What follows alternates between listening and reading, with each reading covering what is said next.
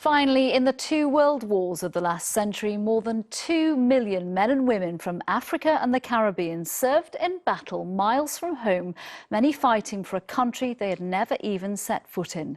Yet nowhere is there a war memorial to those who never returned home. Well, that changed this evening. One was unveiled in a square in London.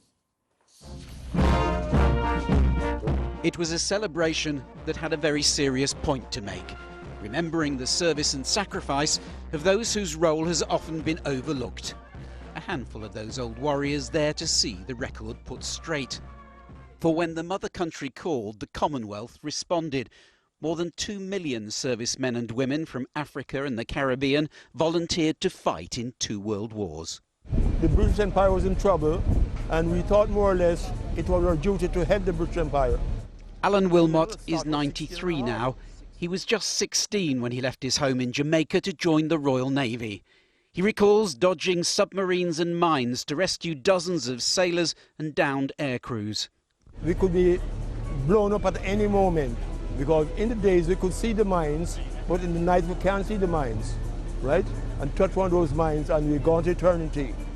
But after the war, he says, it was quickly forgotten. And you did serve the British Empire, thank you very much, okay, bye-bye.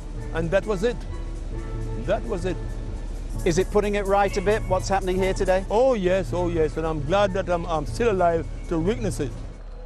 Today, a memorial to millions of brave men and women like Alan was unveiled in the centre of Brixton.